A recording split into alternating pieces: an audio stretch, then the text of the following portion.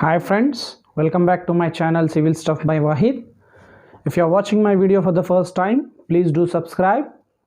So today I am here with the topic overhanging beams. Previous videos we have completed our cantilever beams, some case studies, simply supported case studies. Next today, two examples I have taken, that is overhanging beams, in that one side overhanging and a two side overhanging. Now coming to this overhanging, what is this overhanging means? It is a combination of simply supported and fixed beam, cantilever beam. So these are the two supports, and extension means in between these it is will be acting as what? SS beam, simply supported beam, and this overhanging portion is nothing but will be acting as a cantilever beam. Generally we can see these examples in our daily life, that suppose if our columns are like this, okay, this is a beam, generally our slab will be extending this portion. So for the extension of this slab, beam will also be extended one side. If the beam is extended over the columns over one side, it is called as a single overhanging section, or if it is extended both sides, it is called as a double overhanging section, hanging or hung, whatever it may be seen. Now here in case of cantilever,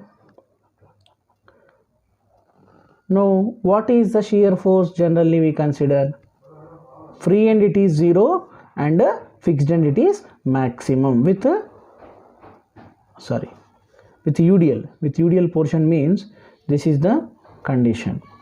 Next, what is the simply supported beam carrying UDL?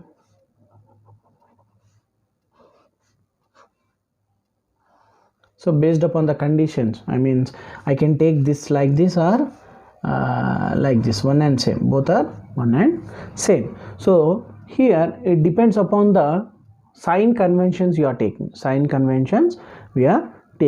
So here the combination of these two is nothing but a overhanging, one side overhanging beam with a UDL, because for a UDL the variation of shear force will be linear. If you go back to your tabular column, if you remember, I will try to place here. Now if you go back to that, for a point load it will be rectangular variation shear force, but for a UDL it will be a linear variation, like this, linear variation. So if you combinedly join these, you will be getting this shear force.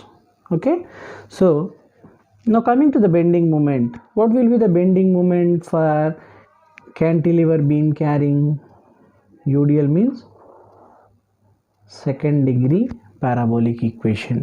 What about this one? This one will be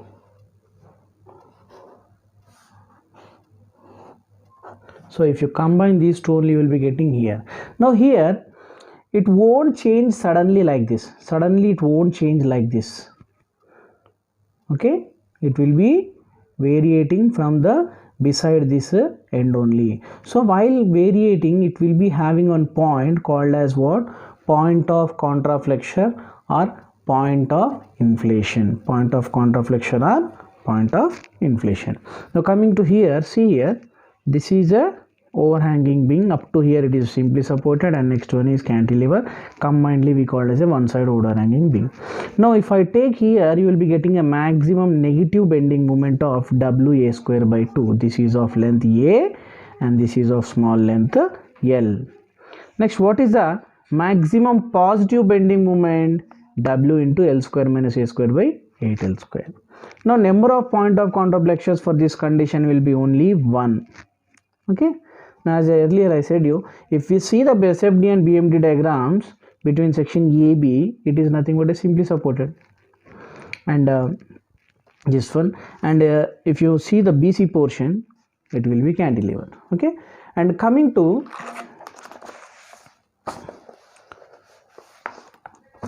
this is another thing, that is overhanging beam with both sides hung. So for that this is simply supported portion, and this is cantilever, and this is cantilever portion. Now based upon the length of projection, the bending moment will be varying. Okay, suppose if the half of the length of the middle span, if half the length of middle span means L by 2 is, if L by 2 is greater than A, then you will be getting this sort of bending moment. And shear force means you are supposed to calculate the support reactions, RA plus RB, like that you will be calculating, right, for simply supported. The same way you are supposed to calculate here. Now see here, this type of diagram will be coming, bending moment diagram will be coming at when L by 2 is greater than A. In that situation, this PC means what? Point of contraflexion will be equals to how many? 2. This is one point and this is another point. Now coming to, suppose if the half the length of the midspan is equals to the overhanging portion, then the point of contraflexion is 0, because no positive bending moment will be there. Here see, the ratio of L by A equals to 2, then to get the 0 bending moment at center means no positive bending moment will be developed here. When if L by 2 equals to A, or the ratio of middle span to the top overhanging span is equals to 2, then there is no chance of developing a positive bending moment, means middle span bending moment will be 0. Because it is being 0, the point of contraflexion is equals to 0. Now coming to the third condition, if at all the half of the middle span length is less than A, less than the overhanging portion, then also PC will be 0, means point of contraflexion is 0, means the completely it will be having only one sign, that is negative. Okay, so if it is having any single point of contraflexion or double point of contraflexion, means in that situation only bending moment will be having both signs, that is positive sign, negative sign. Because what do you mean by point of contraflexion? Point of contraflexion is the point where bending moment changes its sign. Bending moment changes its sign. Now what is this bending moment changes its sign? Means the curvature of the bending moment is getting changed. The curvature of the bending moment is getting changed. Now in some times it will be called as a point of inflation. What do you mean by point of inflation? They are same, one another same, but the only thing is when we call this as a point of inflation means if the curvature of elastic curve, what do you mean by elastic curve? Again, deflection curve. If the curvature of the elastic curve also changes, then we call it as a point of inflation. And if the curvature of the bending moment changes, we call it as a point of contraflexion. Means bending moment curvature is getting changed, means ultimately elastic curve will be getting, curvature of elastic curve will also get changed.